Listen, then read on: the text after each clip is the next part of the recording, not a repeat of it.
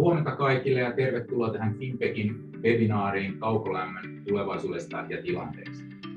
Minun nimeni on Ismo Nikkola, toimin tässä webinaarissa moderaattorina ja esittelen teille ohjelman puhujat ja lopussa ohjelman vielä keskustelua, joten toivon, että tässä webinaarin aikana lähetätte meille mahdollisimman paljon hyviä kysymyksiä kummallekin puhujallemme.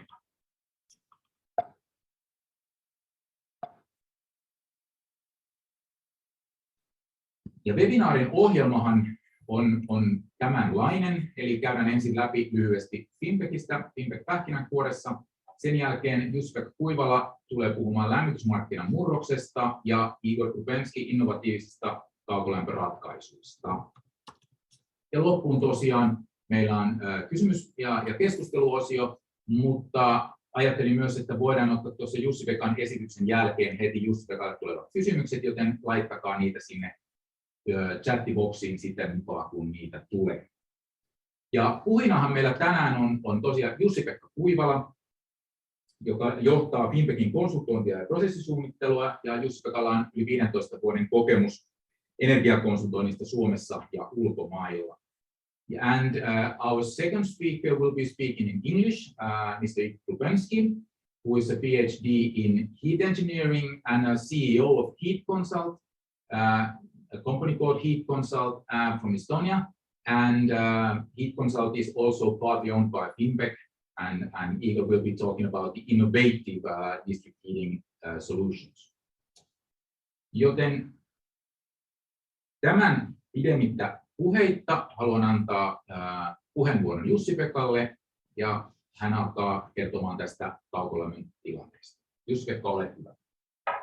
Yes, ja kiitoksia Ismolle hienoista hyvistä esittelyistä. Ja tosiaan nyt niin tämä meikäläisen esitys tässä, niin mennään ensin tähän Fimpeciin ja käydään vähän lyhkäisesti meidän, että millä sektoreilla, millä liiketoiminta-alueilla me toimitaan ja mitä palveluita sitten tarjotaan. Sitten mennään siihen varsinaiseen aiheeseen, jossa käydään vähän läpi sitten tätä kaukolämmön tulevaisuutta ja ehkä vähän pientä skenaariotarkasteluakin siinä on sitten luvassa. Ja ylipäätänsä ehkä sitten toivottavasti herättää jotain keskustelua ja ajatuksia sitten tulevaisuudesta ja tavallaan, että olisi mukava kuulla myös sitten sieltä, jos täällä on kaukolämpöyhtiöiden edustajia paikalla, että mitkä on ne keskeisimmät asiat, minkä kanssa sitten oikeastaan siellä kentällä niin sanotusti painitaan. Mutta hyvä, niin mennään tähän Fimpecin esittelyyn. Jees, eli Fimpec on oikeastaan syntynyt tosiaan niin suomalaisista juurista. Meillä on tällä hetkellä niin vahvat projektipalvelut, jotka koostuu niin oikeastaan suunnittelupalveluista ja sitten projektin johtopalveluista. Ja toimitaan itse asiassa niin 4 eri liiketoiminta-alueella, jotka käydään tuossa kohta seuraavaksi läpi. Ja tosiaan nämä nyt kuitenkin painottuu niin teollisuuteen ja infraan ja niin poispäin. Tällä hetkellä me ollaan hyvinkin itse asiassa Suomessa toimitaan useissa eri toimipisteissä. Meillä on Helsingissä, Kouvolassa, Kotkassa, Turussa toimipisteet.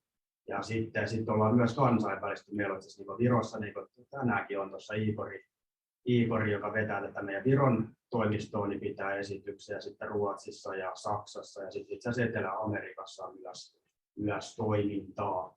Tällä hetkellä meidän liikevaihto on pikkasen vajaa 26 miljoonaa euroa ja meillä on 260 huippuasiantuntijaa tällä hetkellä meidän palveluksessa.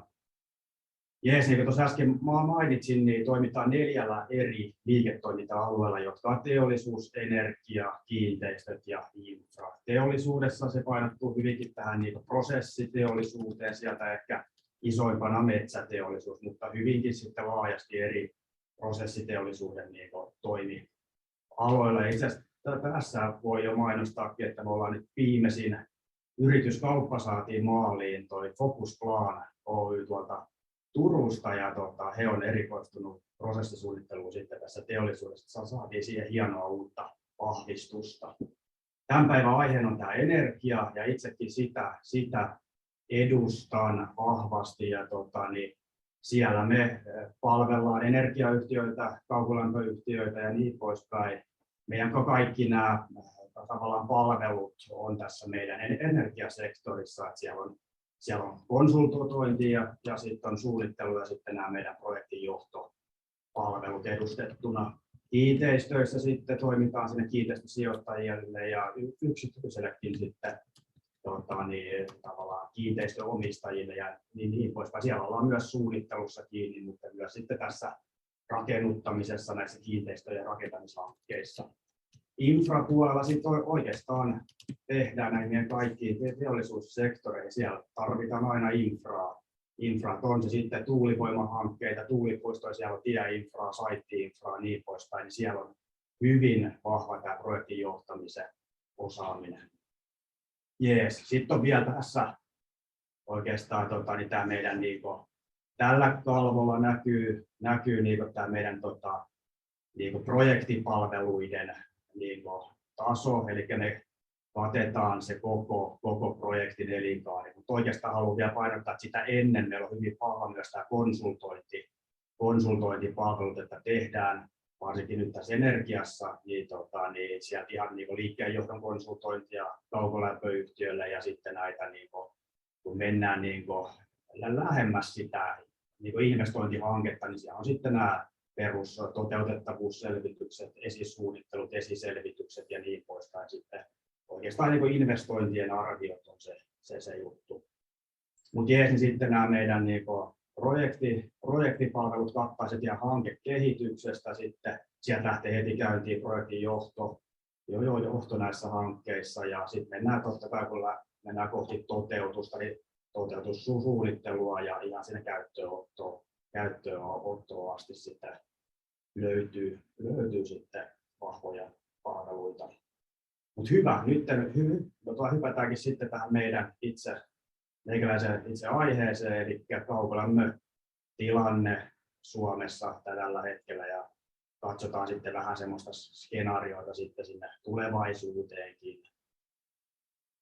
Hyvä, tässä on varmasti jo oikeastaan näitä drivereita, että totta kai tämä ei varmaan ole kellekään mitään siinä mielessä uutta, että driverit on sieltä hiilineutraaliustavoitteista ja ilmastonmuutoksesta. Pitää tehdä toimenpiteitä, on kovia tavoitteita saada päästöjä alas. Ja tässä näkyy nyt vähän tätä itse asiassa energiateollisuuden kalvoja kuvia, että mitä tällä hetkellä nämä näyttää. Tuossa on vasemmalla kaukolämmön energialähteet, että siellä nähdään, että biomassa on ottanut jo nyt hyvin vahvaa roolia. Hukkalämmön osuus on noussut.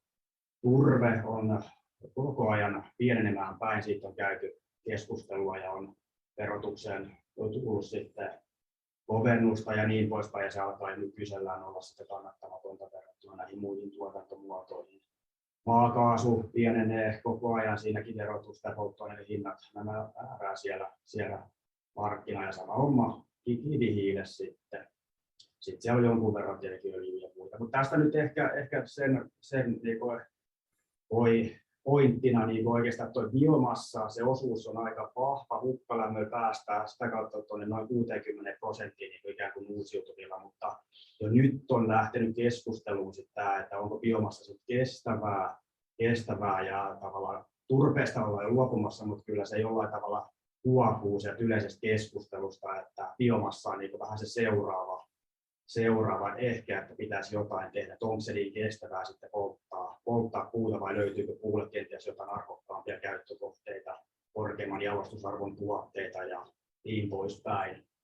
Tuossa on nuo hiilidioksidipäästöt sitten ja kaukolämmöt, että ne on koko ajan tippunut, mikä on hyvä, mutta vielä toimia tarvitaan.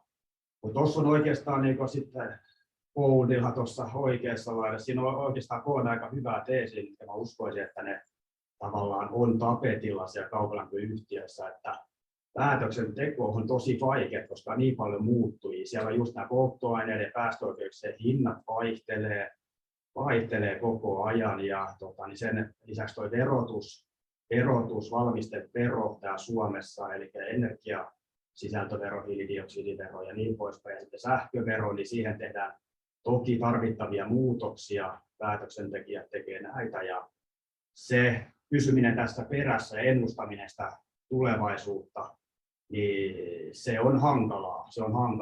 toki tarvitaan nimenomaan näitä uusia teknologioita, mutta että sen ikään kuin oikean polun valitseminen siinä tulevaisuuteen, niin se on hyvin haastavaa. Ja sitten pitää vielä lisätä, mikä on itse asiassa kolmas aspekti tässä, että markkinalle on tullut uusia toimijoita, siellä on ketteriä, pienempiä energiayhtiöitä, suoraan laitetoimittajia, jotka tarjoaa niin räätälöityjä ratkaisuja sitten tuonne niin suoraan asiakkaille, sitten gründereille, suoraan sille loppuasiakkaalle ja niin poispäin. Niin tavallaan tämä ravisuttelee myös tätä markkinaa ja sieltä alkaa sitä hintaa tavallaan niin kustannukseen ja hintataso muodostuu sitten ja siihen kilpailuun pitää vastata kaukolämpöyhtiöille. Jees, no tässä on sitten vielä tätä oikeastaan äskeiseen tätä kilpailu- tai markkinatilannetta, että kaukolämmöllä on vahva asema, mutta niin kuin tuossa äsken toin oikeastaan esiin, niin kilpailu koko ajan kovenee ja asiakkaat on ehkä tiedostavaisempia koko ajan niin siinä hinnassa, mutta myös sitten näissä niin hiilineutraalius- ja päästöasioissa. Ne haluaa kestäviä ratkaisuja, konkreettisia toimenpiteitä. Jees, mutta sitten mennään vähän katsoa tätä, tässä on nyt lämmöntuotannon muuttuvat kustannukset, eli nyt tässä on peruskuormalaitokset ja tässä vasemmalla näkyy kutakuinkin semmoinen nykytilanteen hahmotelma. Tämähän toki ei kerro uusien investointien kannattavuutta, mutta tämä ehkä heijastelee siihen ajojärjestykseen. Ja nämä on laskettu, jos se on CHP, niin tavallaan kaikki kustannukset on allokoituu lämmöntuotannolle, mutta sitten on myös tämä sähköntuotannon hyvitys tehty täysmääräisesti sitten lämmöntuotannolle.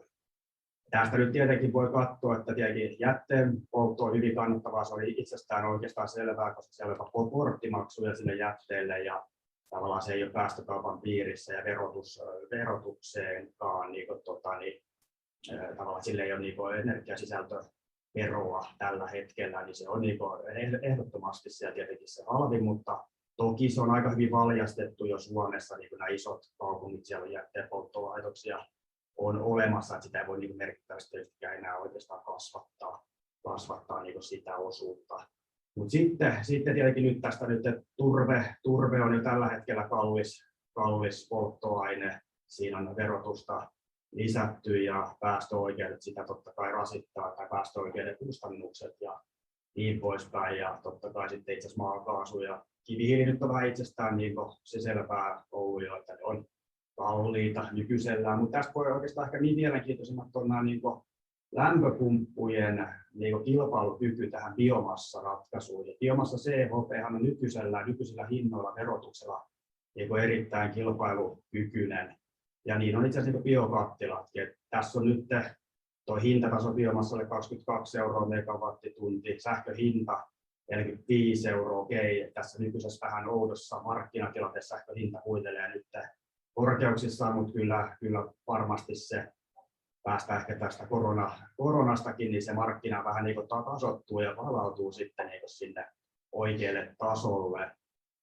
Päästöoikeus on tässä nyt 35 € hiilidioksiditonnia, sekin nyt on huidellut siellä teki vähän korkeammallakin, mutta niin tämä on nyt se nykytilanne ja siinä on sisällä se nykyinen valmisteverotus näillä kaikilla polttoaineilla. Sitten jos mennään katsomaan tuota skenaariota, tässä mä annoin ehkä itselle vähän vapauden leikitellä ajatuksella. Eli tässä on ihan itse asiassa valtioneuvoston teettämiä selvityksiä käytetty ja sieltä erilaisia toimenpiteitä sitten tähän verotuksen uudistamiseen. Eli tässä nyt on leikitty ajatuksella, että biomassan verotuki poistettaisiin, eli sehän vaikutus on se 7,63 € megawattitunti polttoainetta. Ja sitten jos vielä tähän otettaisiin tämä CHP-verotuen poisto. Sitten toki tämä lämpöpumput ja sähköveron luokkaan 2, eli silloin se tippuisi sinne 0,5 ja siihen se huoltovarmuusmaksu päälle, niin onko se sitten 0,63 € megawattituntiin. Ja sitten tuon jätteenpolttoon itse asiassa vielä, että siinä on tehty niin, että ajateltaisiin, että sen toi verotus määräytyisi tavallaan vastaavasti kuin muillekin polttoaineille, eli se energian sisältövero määräytyisi sitten vastaavasti kuin muilla polttoaineilla. Ja sitten vielä, että se olisi päästökaupan piirissä. Mutta silti huomataan, että se on siellä niin erittäin kilpailukykyinen. Mutta tässä nyt on sitten sähkön hintaa vähän nostettu, 55 € megawattituntiin, ja sitten biomassa hinta 27 € megawattitunnilta. Ja päästöoikeus nyt on noussut sitten siinä ajateltu, että 50 €. Mutta jos nyt katsoo, niin itse asiassa tässä on nyt tämä niin biomassa CHP ja biokattiloiden niin kilpailukyky verrattuna tähän lämpöpumppuratkaisuun. Nyt ollaan jo itse asiassa aika lailla, lämpöpumput on mennyt jo nyt niin biomassa CHP:n alle pikkasen. Ja itse asiassa toi riittää, pelkästään, että toi biomassa hinta nousi tuon 27 € megawattitunnilta, että ilman jopa niin biomassan verotuen poistoa, niin lämpöpumput olisi niin samalla viivalla jo niin bio-CHP kanssa. Et se on tosiaan niin huomioon arvosta. Tämä, niin tavallaan, tällä halutaan vaan ehkä tuoda esiin se, että hyvin herkkiä nämä niin muutokset verotuksessa, polttoaineiden hinnoissa ja niin poispäin tähän niin ajojärjestykseen ja sitä kautta kyllä sitten myös tulevaisuuden investointeihinkin. Toki niissä tulevaisuuden investointien kannattavuudessa pitää huomioida tietenkin koko kustannusrakenne eikä vaan muuttuvia kustannuksia, mikä on tietysti itsestään selvä asia. Jees, no itse asiassa tuosta nyt täytyy sanoa vielä toi CHC-lämpöpumppu tuossa, eli siinä on niin tämmöinen, eli siis yhteistuotanto, lämpöä ja jäähdytystä, niin siinä on ajateltu myös niin ikään kuin, että se jäähdytyksen myynti, toi palkki, mikä siinä on nyt, niin sähkön myynti on itse asiassa niin jäähdytyksen myynti, eli jos on semmoinen tilanne, että pystyt samaan aikaan tekemään niin lämpöä ja jäähdytystä ja myymään sitä jäähdytystä, niin sekin on, ehkä se on itsestään selvää, että se on erittäin kannattavaa toimintaa. Hyvä. Sitten tässä on vielä näihin huippukattiloihin tavallaan samanlainen tarkastelu, ja tässä nyt ehkä just nimenomaan tuo sähkökattilat on tässä tapetilla nytkin monessa yhtiössä niin tehdään selvityksiä jo sähkökattiloihin niin liittyen, ja siellä on just nimenomaan tämä, että on yleisessä keskustelussa on ollut, että myös sähkökattilat ehkä voisi tulla tähän niin halvempaan sähköveroluokkaan, ja sillä itse asiassa saavutettaisiin tuo niin suurin piirtein maakaasun taso sitten tuossa tavallaan muuttuvissa kustannuksissa. Musta okei, tässä on nyt tietenkin tuo päästöoikeuden hinta vielä niin noussut tässä skenaariossa sitten tuonne 50, että toki se vaan vaatii sitten myös niin tätä, mutta nykyisellään sähkökattilat, nykyisellä verotuksella varsinkin, niin ei ole vielä kovin kilpailukykyisiä, että siihen ehkä päättäjille sitä viestiä, että sitä varmasti ja sitä niin mietitäänkin, että mitä sille voitaisiin tehdä. Hyvä. Jees, no sitten on oikeastaan se kolmas pointti, mikä oli nimenomaan tämä kilpailukykyasia, että tässä on nyt tämmöinen hyvin suunta antava graafi, jossa nyt ehdostaa sitten toi musta tuossa kaukolämpöä ja sitten tämä tämmöinen, mikä eikä tuommoinen vähän niin kuin vaalean ruskea siinä sitten, jolloin niin korkeimmat investointikustannukset, niin on sitten tämmöiset uudet energiaratkaisut loppuasiakkaan investointeina. Ja tämä graafi nimenomaan nyt näyttää niin sen kilpailukyvyn tai tilanteen niin se loppuasiakkaan näkökulmasta. Eli tyypillisesti se tietenkin menee näin, että jos teet itse sen investoinnin vaikka maalämpöä ja näin, niin sä maksat siitä etupainotteisesti investointikustannusta, mutta elinkaaren aikana sitten todennäköisesti jonkun verran sit säästää verrattuna siihen kaukolämpöön. Tuo leikkauskohta on tietenkin hyvin tapauskohtainen ja joissain tapauksissa riippuen kiinteistötyypistä, koosta, onko se uusi vai vanha rakennus, niin se voi olla hyvinkin siellä kaukana tulevaisuudessa. Että joissain tapauksissa kaukolämmön kilpailukyky voi olla hyvinkin niin hyvä verrattuna näihin uusiin, mutta tässä ehkä haluan sitä korostaa, että sitten tähän niin toi alin viiva tuommoinen harmaa siinä, että on tullut markkinalle paljon näitä uusia toimijoita, jotka hinnoittelee sitten tämmöisellä palveluperiaatteella sitten, että he tekevät asiakkaan puolesta nämä räätälöidyt energiaratkaisut sinne kiinteistöihin ja ehkä alueellisesti ja niin poispäin sitten, ja tavallaan ne pystyy hinnoittelemaan sen suhteellisen kilpailukykyisesti, ja tavallaan niin tämä on se, mistä se rupeaa sitten hakeutumaan sitä uutta hintatasoakin sitten siellä Ja ne on entistä houkuttelevampia niille asiakkaille sitten.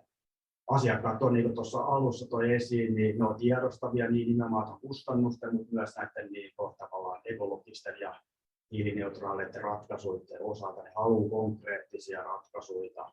Tavallaan ne pystyy tekemään hienoja tarinoita, että ne on toteuttanut itse jotain juttua. Niin tähän tilanteeseen, niin siihen mun mielestä pitää, niin kuin, tavallaan jos haluaa pärjätä ja varmistaa sen kilpailukyvyn tulevaisuudessa, mun mielestä kaukolämpöyhtiöiden pitää siihen niin kuin, tavallaan taklata ja tavallaan niin kuin, keksiä uusia tuotteita, ratkaisuja, hinnoittelu ehkä miettii uudestaan ja niin poispäin. Mutta niin kuin toi esiin, ehkä yhteenvetona tässä, niin miten se varmistetaan se kilpailukyky tulevaisuudessa, niin ei siinä tietysti ole mitään yhtä oikeaa ratkaisua, että se on monen tekijän summa ja se on niin kuin vaikeaa se päätöksenteko, että pitää tietyllä tavalla niitä investointeja siellä tehdä, mutta se on se haaste, että milloin ne ajoittaa. Et ei ole sitä kristallipalloa, että milloin se hinnan kehitys kääntyy siihen suuntaan, se verotus ja niin poispäin, että ne on niin kuin järkeviä investointeja tulevaisuudessa. Siinä on se kaksi piippu, että monet yhtiöt on ihan suoraan sanonut, että he ikään kuin haluaa ostaa aikaa, mutta sitten siinä on just se, että tavallaan sinne ehtii ehkä tulla niitä kilpailevia toimijoita markkinalle, jotka syö sitä markkinaosuutta ja jo niin poispäin, että onko se sitten niin kuin liikaa tavallaan, että se on semmoinen niin kuin vanha juttu oikeastaan, tai niin kuin, että kompromissi sitten, että siitä on koko ajan hereillä. No tietenkin, että tulevaisuudessa sähkön hinnan vaihtelut varmasti niin lisääntyy, polttoaineiden hinnat ja niin poispäin. Siis se tuo epävarmuutta. Monipuolinen tuotantokapasiteetti varmasti on yksi sellainen juttu, että hajauttaminen niin erityyppisiin varastointiteknologiat ja niin poispäin on varmasti niin se juttu. Ja mennään entistä hajautetumpiin ratkaisuihin ylipäätänsä. No sitten kun toi tuossa jo esiin, niin sitten tämä asiakaspäät, sinne pitää kehittää innovatiivisia uusia tuotteita, palveluita, hinnoittelua muuttaa ja niin poispäin. Tämä on varmasti se avain sitten tähän menestykseen tässä tulevaisuudessa. Tässä oli oikeastaan tämä meikäläisen osuus. Toivottavasti herätti jonkinlaisia ajatuksia ja saa keskustelua ainakin aikaa. Sen tiedän, että nämä on ajankohtaisia asioita siellä yhtiössä ja te siellä mietitte näitä niin paraikaa. Se on ihan niin selvä asia, mutta olisi mielenkiintoista kuulla myös jotain ajatuksia sieltä nimenomaan niin yhtiöstä sitten. Ja kysymyksiä saa esittää, niin kiitoksia. Kiitos Jussi-Pekka. Nyt olisi hyvä hetki ottaa muutama kysymys tähän väliin ja sitten voidaan säästää osa sinne loppuun vielä, mutta onkohan meillä nyt tullut kysymyksiä tuonne chattiboksiin? Ainakin tällainen kysymys voidaan ajatella, että mitä tulee tapahtumaan kaukolämmön kuluttaja-asiakkaille? Pitäisikö heidän olla nyt huolissaan tästä kehityksestä ja hinnan kehityksestä ja muusta? No toi on hyvä kysymys tietenkin näin, että tässä on ollut uutisia tietyiltä paikkakunnilta ainakin, että on niin kaukolämmön hintaa niin nostettu ja niin poispäin, että se on hyvin niin tavallaan paikkakuntakohtaista sit myös ja riippuu siitä paikallisen yhtiön niin tuotantorakenteesta ja niin poispäin, että toisaalta kuluttajilla on nyt mun mielestä enemmän vaihtoehtoja kuin koskaan niin kuin ehkä aikaisemmin, että siinä mielessä ehkä kuluttaja ei välttämättä tarvitse olla ihan liikaa. Toki on tämmöisiä tiiviitä kaupunkikeskittymiä, että missä ei hirveästi sitten välttämättä ole muuta vaihtoehtoa kuin se kaukolämpö ja niin poispäin, mutta ainakin kuluttajien kannattaa kyseenalaistaa ja kysyä sitten niitä uusia ratkaisuja ja näin. Hyvä, kiitos. Ja tosiaan niistähän on ollut paljon keskustelua tästä hinnannoususta viime aikoina. Linjalle tuli myös kysymys tästä pienydinvoiman mahdollisuuksista, eli miten koetaan pienydinvoiman mahdollisuudet osana tämmöistä tulevaisuuden kaukolämpöjärjestelmää? No joo, kyllähän tämä on jo kovassa keskustelussa niin myös, ja niin ehkä siinä on ne suurimmat haasteet on siinä lainsäädännössä, että se tavallaan ehkä se teknologiakin sieltä voisi olla jo, jos on ymmärtänyt oikein, niin hyvinkin niin valmistakin, mutta nimenomaan vasta täällä Suomessa sitten se luvitusasia ja tämä homma niin vie sitä aikaa. Ja, että aika tietenkin näyttää siihen, että on se ainakin mielenkiintoinen jopa, tai siis ihan varten otettava vaihtoehto, mitä pitää seurata koko ajan. Että tämä on taas niin yksi teknologia siinä siinä rinnalla muiden kanssa, ja sitä oikeaa voittavaa yhtä ei varmasti ole, vaan että se on osa sitten tämmöisiä niin kuin hajautettuja ratkaisuja. Joo, hyvä. Ja toinen kysymys, joka tuli tuolta linjalta, on se, että jos ajatellaan, että minkälaisia oletuksia kaukolämmön hinnannousuun, tai minkälaisilla oletuksilla nyt on kaukolämmön hinnannousuun ennustettu, ja miten sen kaukolämmön hinnan oikeasti saisi kehittymään uusia energiaratkaisuja edullisemmaksi? Niin, tässä itse asiassa varsinaisesti nyt tuosta kaukolämmön asiakashintaa millä tavalla niin ennustettu, että vaan niin muuttuvia kustannuksia tehty sitten muutama skenaario, mutta toki sitten niin mistä se tietenkin muodostuu, niin tietenkin siellä on nämä polttoaineiden hintojen muutokset ja verotuksen muutokset ja nämä, mitkä iskee suoraan siihen kustannustasoon. Se asettaa tietenkin paineita sitten sinne kaukolämpöyhtiöille niin nostaa sitä hintaa, mutta sen takia tarvitaan niitä uusia investointeja, monipuolistuu tuotantoalet ja pystytään niin suojautumaan näiltä hinnan niin muutoksilta. Ja tähän kysymykseen niin ei olla siis tässä nyt suoraan ennustettu mitään niin hintojen, tavallaan asiakashintojen korotusta. Joo, ja otetaan vielä yksi kysymys ennen Igorin vuoroa, eli vetytalous. Miten tämä vetytalous vaikuttaa kaukolämpöön? No, tämäkin on mielenkiintoinen kysymys, tämä vetytaloushomma. Kyllähän se varmaan ensimmäisen nimenomaan tähän teollisuuteen sitten iskee, tai siis kannattaa teollisuuden fossiilinen vety korvata sitten uusiutuvalla elektrolyysin kautta sitten tehdyllä vedyllä. Ja sieltä se iso muutos lähtee. Se on hyvä kysymys, että kaukolämmössä tarvitaan sitä varastointia, kausivarastointia. Nythän siellä on tämmöisiä isoja kalliovarastoja, mitä esimerkiksi Vantaalla tehdään, Helsingissä tehdään.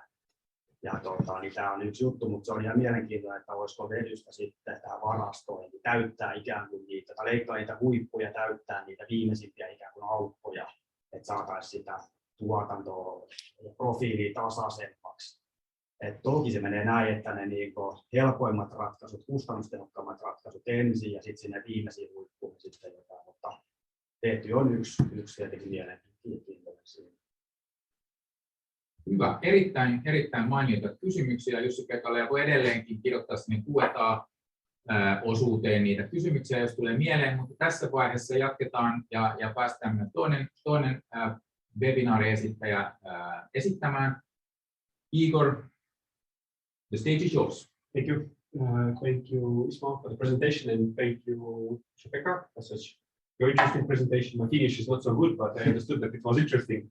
So I managed to get some slides, and thank you all the participants who are here. And one more time, sorry that I speak in English. My Finnish is not so good, but yes, I will try to give you some insights about interesting researches that we have done in district heating field, and mainly we have done in Estonia and other countries, and maybe they could be possibly implemented also in Finland.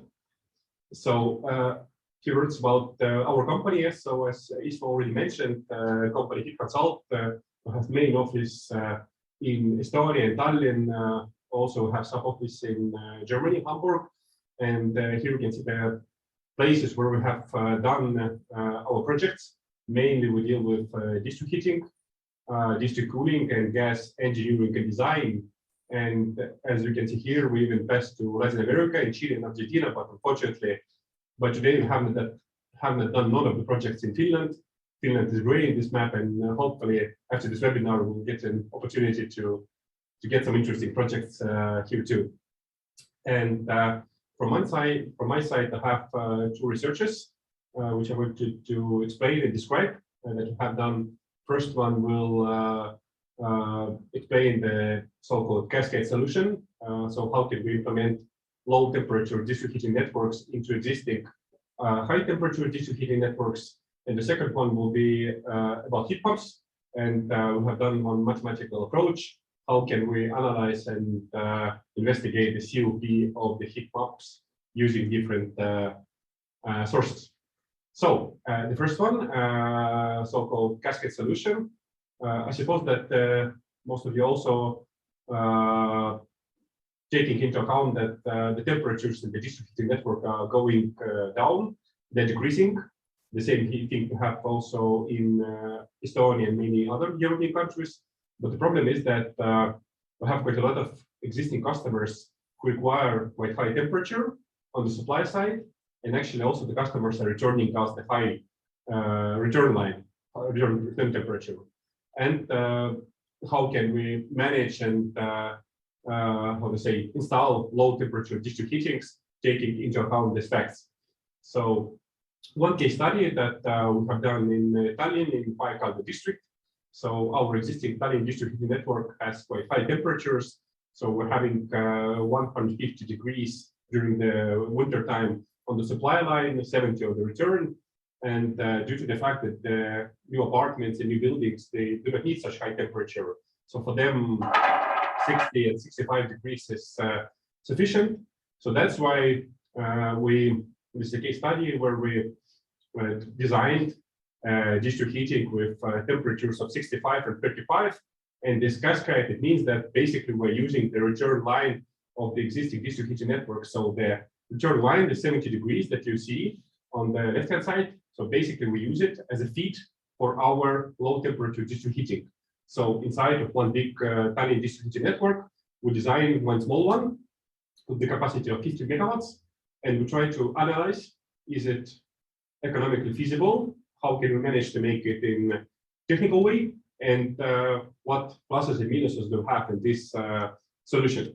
So of course, the return line 70 degrees is not stable during throughout the whole year. During the summertime, it's much more smaller. So that's why we install so-called like a mixing shunt. So if the temperature of the return line 70 degrees is sufficient to feed our network, we use that. If not sufficient, then we use a little bit energy from the supply line. So basically we feed up and mix that with the return line. And we calculated all possible things. So the first interesting topic that we faced is the fact that we knew that in low temperature district heating networks, the delta P, so the difference between the supply line and the return line, is smaller. So as you can see here, it's 30 degrees, and the usual situations it's 45. So that's why it's believed that in low temperature district heating network, we have a bigger pipe sizes, and exactly the same case as we had here. So if we would have used the usual solution and connected to the usual district heating network, then the main pipe would be DN 250, and in low temperature district heating network solution, it is DN 300. But the interesting fact is that we made both designs, both engineering solutions, and actually it came out that the bigger pipe, DN 300, costed us less. And why? We actually figured out that if we're dealing with low temperatures, then actually we require much fewer compensators. So basically, typically U compensators, so quite a lot of bends. And if you're dealing with low temperatures, basically then you install so-called like a straight line, much fewer compensators, and basically one compensator, it gives us 8 bends, and that costs quite a lot. So actually we made like calculations and calculated all the materials, sent an inquiries to Uponor and Logstor, and figured out that actually even with the higher size of the pipe, it costed us actually less. This was interesting fact. And the second benefit that we had here, that we had in Tallinn, was the fact that if we install this solution, then actually the main benefit that we can get is the fact that this installation of low temperature district heating network into some part of Tallinn, actually it will decrease the return line of the existing district heating network. So only this small region with 15 megawatts, it will actually decrease the temperature of the whole network by 0.4 degrees. It doesn't seem to be quite a big number, but in case if you're dealing with quite a lot of CHPs, which produce and heat and electricity, so actually in this case, you can produce much more electricity, which is more valuable product, and sell that to the market. So, and actually the payback time of this project is quite small. If we're dealing with energy projects, I suppose that usually it comes to some 5 or 10 years, but in this case, it came out that the payback time is only 2 years. So we have to invest some money into this so-called like mixing shunt. So basically a building where the supply and the return line of the existing network will be mixed. There will be some pumps for pumping of the small network. We'll need some amount of electricity supply, and also one additional cost for us is that if we transfer low temperature heat to the buildings, to the consumers, with smaller delta T, it means that our developer or the owner of the building should have also a little bit bigger heating substation, so bigger heat exchangers. But actually, the price is not so big, so it doesn't really impact the investments. And as you can see from the graph on the right-hand side, so only with the small region, we can get a benefit of approximately 150,000 euros in 10 years. So our utility company can earn quite a lot of money with that. And the main benefit where this money comes from is the higher efficiency of the CHP, which we can get from our plants, and also the heat losses also decrease in this specific area. And actually, in Estonia, at the moment, we are promoting district heating. So on the right-hand side, there are two Estonian pictures. Sorry, they're in Estonian language, but it's written that the both and the man and the lady, they're the heroes of our time. And why are the heroes? Due to the fact that they're using district heating in their homes. So they don't have to make any specific things. Just connect yourself to district heating and then you will become a hero. And with this solution, actually, we try to also promote that. And but one small problem that we're facing is that in the whole Estonia, in all district heating regions, the price for the district heating is only one component. So basically, the customer is paying only for the megawatt hours. So no connection with megawatts or not connection with this, for example, this particular cascade solution. So client is just interested how much of megawatt hour he will consume. And at the moment, we're trying also to change legislation. And maybe in the case of this so-called cascade solution, the customer and the developer can maybe get a little bit cheaper price and also a little bit better primary energy factor. So we're also discussing that with our government. So this could be actually one solution which could motivate end developers and the utility networks and the customers actually to use more low temperature district heating solutions. And the second research with which we're dealing for quite a lot of years is the fact that at the moment on the right-hand side, you can see the picture of the district heating network in Tallinn. It's quite long. It's something like 500 kilometers. It's covering the whole city. But one of the problems is that to produce district heating, we're actually combusting something. So we're having biomass, we're having waste, we're having natural gas in our system, and basically to produce district heating, we're combusting a fuel. So due to the fact that we try to decrease the temperatures and we're analyzing, is it possible to use and install heat pump?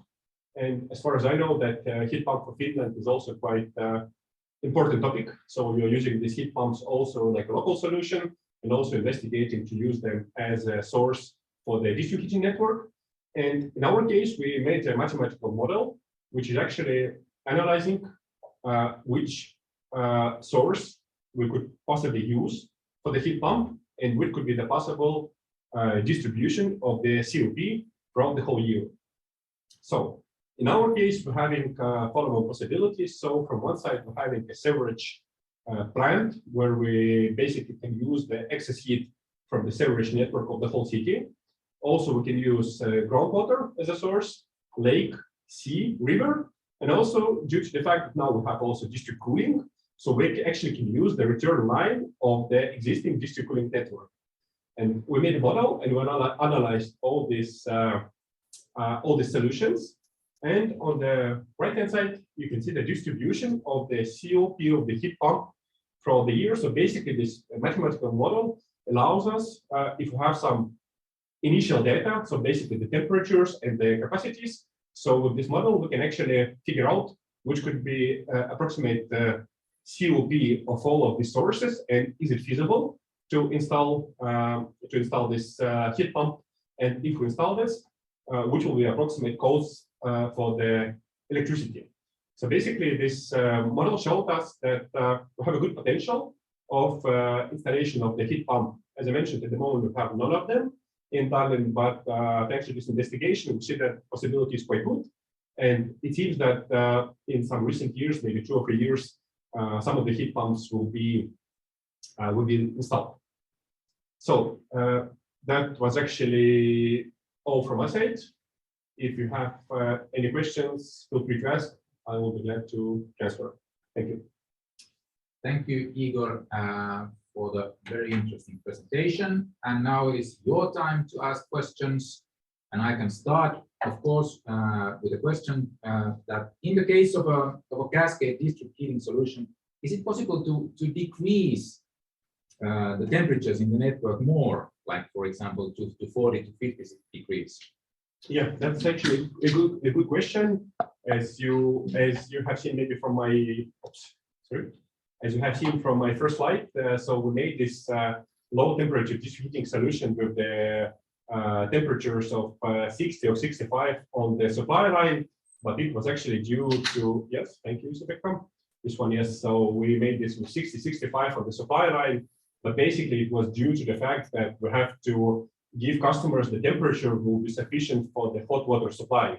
So basically, to avoid Legionella, we have to give them at least 55 or 60 degrees, then there will be no threat of Legionella. But at the moment, we're also investigating that maybe we can make these networks with supply line of 50 degrees, and then we can install some small booster pump, some small heat pump in all of the buildings to increase at some time the temperature up to 55. So my answer is that yes, it's possible, and we have to make some technical economical analysis. Is it feasible or not?